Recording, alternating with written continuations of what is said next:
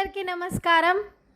నేను ఈరోజు దోశలోకి chicken షెర్వా recipe చూపించబోతున్నాను. సో ముందుగా మనం గసగసాలు జీడిపప్పు అరగంట ముందు నానపెట్టుకోవాలండి.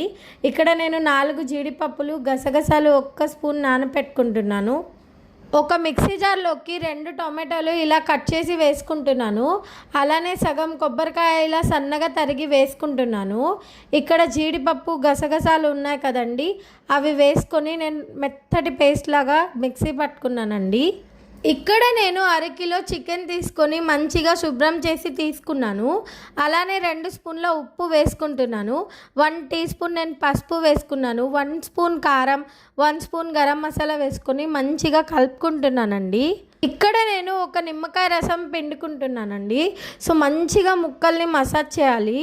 సో ఇక్కడ ఒక కుక్కర్లో 2 స్పూన్ల ఆయిల్ వేసుకొని బిర్యానీ ఆకు వేసుకుంటున్నాను. ఇలా 1 యాలక వేసుకుంటున్నాను. ఉల్లిపాయలు ఇలా 2 సన్నగా తరిగి వేసుకుంటున్నానండి. అలాగే 1 స్పూన్ అల్లం వెల్లిపాయ పేస్ట్ వేసుకుంటున్నాను. సో మొత్తం అంతా కలుపుకుంటున్నానండి.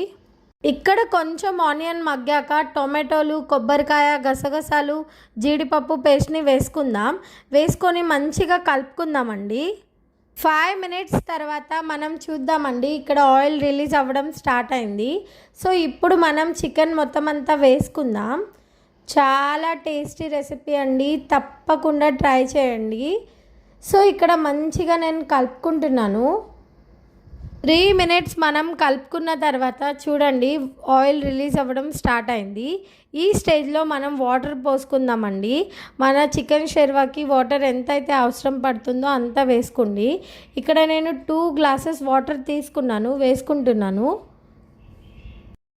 ఇక్కడ నేను మొత్తం అంతా మంచిగా కలుపుకుంటున్నానండి. ఇక్కడ నేను గుప్పెడు కొత్తిమీర సన్నగా తరిగి పైన నుంచి వేసుకుంటున్నాను. సో వేసుకున్న తర్వాత ఇక్కడ కుక్కర్ మూత పెట్టి మనం 4 విజిల్స్ వేసుకుందాం మీడియం ఫ్లేమ్లో పెట్టుకొని. ఫ్రెండ్స్, ఈ వీడియో మీకు నచ్చితే లైక్ చేయండి, మీ ఫ్రెండ్స్ అండ్ ఫ్యామిలీస్తో షేర్ చేసుకోండి, అలానే సబ్స్క్రైబ్ చేసుకోండి ఫ్రెండ్స్. ఇప్పుడు నేను దోశలు వేసుకుంటున్నాను. కుక్కర్ మూత తీసి చూస్తున్నానండి. మీరే చూడండి ఎంత యమ్మీగా కనిపిస్తుందో. సో మీరు కూడా తప్పకుండా ట్రై చేయండి ఫ్రెండ్స్. సో ఇక్కడ నేను సర్వింగ్ ప్లేట్లోకి తీసుకున్నాను. ఇలా దోశ, ఇంకా నిమ్మకాయ పిండుకున్న చికెన్ షెర్వా, ఇలా ఆనియన్ నోట్లో పెట్టుకుంటే ఎంత యమ్మీగా ఉంటుందో మీరే ఊహించండి. మీరు తప్పకుండా ఈ రెసిపీ ట్రై చేయండి ఇంట్లో. థ్యాంక్ యూ సో మచ్ అండి మీరు నా ఈ రెసిపీ చూస్తున్నందుకు.